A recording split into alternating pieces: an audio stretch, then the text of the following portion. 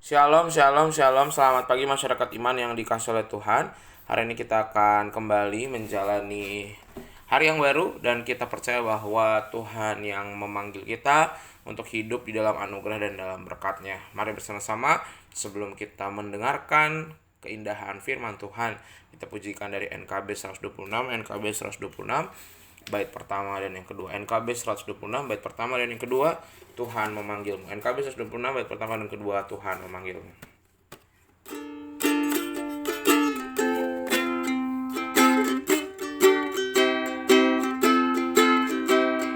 Tuhan memanggilmu, hai dengarlah, apapun yang terbaik berikanlah, dan jangan kau kejar hormat semu, muliakan saja Yesus Tuhanmu.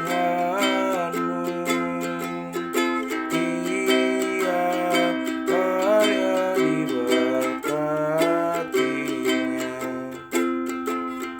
namun yang terbaik diberikannya, walaupun tak besar talentamu. Beri yang terbaik kepada Tuhanmu. Sanjungan dunia jauhkanlah, dan jangan kau dengar godaannya.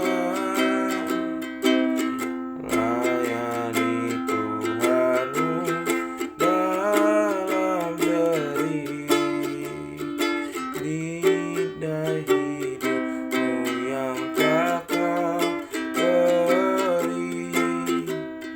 Dia karya diberkatinya, namun yang terbaik dimintanya, walaupun tak besar talentamu. Beri yang terbaik kepada Tuhanmu. Mari kita berdoa. Tuhan, kami percaya bahwa tiap karya akan Tuhan berkati asal kami berikan yang terbaik. Dan kami percaya bahwa Tuhan sudah berikan kami talenta kami masing-masing, sehingga biarlah dengan talenta yang Tuhan beri, dengan kemampuan yang Tuhan taruh dalam diri kami boleh kerjakan yang terbaik. Terima kasih Tuhan, dalam nama kami berdoa. Amin. Bapak Saudara, bersama-sama kita buka dari 1 Raja-Raja 20, 1 Raja-Raja 20 ayat 35 sampai 43. 1 Raja-Raja 20 ayat 35 sampai 43. 1 Raja-Raja 20 ayat 35 sampai 43. Dengarkanlah sabda Tuhan. Seorang dari rombongan nabi berkata kepada temannya atas perintah Tuhan, "Pukullah aku." Tetapi orang itu menolak memukulnya. Lalu ia berkata kepadanya, "Oleh sebab engkau tidak mendengarkan suara Tuhan, ketahuilah apabila engkau pergi daripadaku, seekor singa akan menerkam engkau." Dan ketika orang itu pergi daripadanya, maka seekor singa bertemu dengan dia lalu menerkam dia. Kemudian nabi itu bertemu dengan orang lain lalu berkata, "Pukul aku." Orang itu memukul dan melukai dia. Sudah itu nabi itu pergi dan berdiri menantikan raja di jalan sambil menyamar dengan membubuh kain pembalut pada matanya. Pada waktu raja lewat, ia mengadukan hal kepada raja, katanya, "Ketika hambamu ini maju ke tengah pertempuran, tiba-tiba ada seorang meninggalkan barisan dan membawa seorang kepadaku sambil berkata, 'Jagalah orang ini, jika ia hilang dengan cara bagaimanapun juga, maka nyawamu adalah ganti nyawanya, atau engkau harus membayar setalenta perak.' Ketika hambamu ini repot sana-sini, orang itu menghilang. Kemudian Raja Israel berkata kepadanya, 'Begitu jugalah hukumanmu, kau sendiri telah menetapkannya.' Lalu segeralah ia membukakan kain pembalut itu dari matanya, sehingga Raja Israel mengenali dia sebagai seorang dari rombongan Nabi. Ketika Nabi itu kepadanya, 'Beginilah firman Tuhan. Oleh karena engkau telah membiarkan lolos orang yang dikhususkan bagiku untuk ditumpas, maka nyawamu adalah ganti nyawanya dan rakyatmu ganti rakyatnya. Lalu Raja Israel pergi ke istana dengan kesal hati dan gusar, maka sampailah ia di Samaria. Bapak Ibu Saudara, akhir-akhir ini orang cenderung menyepelekan beberapa persoalan. Mungkin karena kemajuan teknologi ya, komunikasi yang berkembang pesat. Contoh, orang nggak perlu pergi ke luar negeri untuk beli barang-barang di luar negeri. Cukup di toko-toko online yang ada di handphone, bayarnya pun bisa transfer.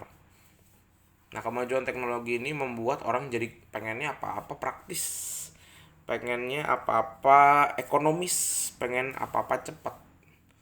Nah, pola berpikir seperti ini juga ditemui di kalangan anak-anak Tuhan yang mencoba membuat suatu rumusan untuk menemukan bagaimana cara hidup yang logis dan sistematis. Misal berkat kelimpahan gitu ya, mujizat yang diterima. Wah, berarti ini jangan-jangan kalau saya lagi dapat banyak berkat, Tuhan senang dengan saya nih gitu ya. Oh, berarti apa yang saya lakukan kepada anak saya benar nih. Apa yang saya lakukan bagi gereja saya juga benar nih gitu. Sedangkan sebaliknya, kalau dia ngalamin bencana atau ada bencana, kita langsung mengatakan, oh jangan-jangan Tuhan lagi gak seneng sama kota ini. Jangan-jangan ada bencana atau misalnya di keluarga kita, oh berarti hidup saya lagi gak benar nih. Atau ada saudara saya gak benar. Nah, apakah karya Tuhan bisa kita rumuskan dengan demikian pakai nalar kita? Apakah semua bencana itu berarti Tuhan marah? Tentu tidak. Bisa jadi dia ngasih ujian. Atau apakah semua berkat itu berarti Tuhan setuju dengan sikap kita? Belum tentu. Bisa juga Tuhan sedang menguji kita. Apakah kita terlena, sombong, atau kita tetap datang kepadanya? Nah, ini juga terjadi dalam kehidupan Ahab ya, ketika dia mencoba memakai logikanya, logika manusianya, bahwa Allah itu bekerja seperti yang ia bayangkan. Nah, sebelum nubuatan tentang hukumannya itu disampaikan, Ahab itu mengalami mujizat yang luar biasa dan berkat dari Tuhan. Ada banyak, ada kemenangan yang dia dapat, ada anugerah yang dia dapat, kekayaan ada. Sehingga Ahab itu merasa mujizat yang terjadi pada zaman pemerintahannya itu berarti Tuhan berkenan sama dia gitu. Padahal enggak.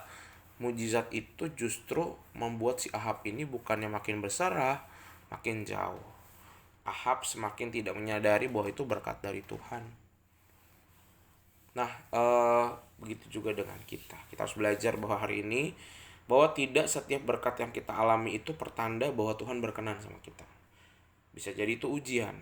Atau kebalikannya, setiap kali bencana, tantangan, bukan berarti karena karena ya Tuhan kayak gak suka nih sama aku, atau mungkin karena kayaknya keluargaku ada yang ngelakuin kesalahan deh, atau kayaknya mungkin teman gerejaku ada yang ngelakuin kesalahan deh. Enggak. Jadi jangan pakai cocokologi. Kalau kita pakai cocokologinya ya, kita bisa salah. Sehingga mari sama-sama kita melihat diri kita. Setiap yang terjadi, baik itu hal yang membahagiakan, baik itu bencana dalam hidup kita, kita lihat bahwa kita menyadari bisa jadi ada hal yang jauh lebih besar yang Tuhan sedang kerjakan. Dan yang penting kita harus mawas diri, rendah hati. Tuhan mampukan kita menjalani hari ini dengan hikmat dan bijaksana. Amin. Mari kita berdoa. Tuhan, kami bersyukur kami belajar dari Ahab bahwa kami ini suka pakai rumus-rumus sendiri. Suka menerka-nerka maksud Tuhan tanpa kami gumulkan dengan firman Tuhan. Tanpa kami diskusikan dengan hamba Tuhan atau aktivis atau teman-teman gereja kami. Sehingga Tuhan, biarlah ketika kami melihat kejadian hidup kami belajar untuk peka, melihat lebih luas lagi. Ada banyak yang bisa kami syukuri, ada banyak hal yang harus juga kami dengan rendah hati jalani. Kami serahkan kehidupan kami pada hari ini hanya dalam nama-Mu. Kami berdoa dan bersyukur. Amin. Selamat pagi, Tuhan Yesus memberkati, tetap bersemangat.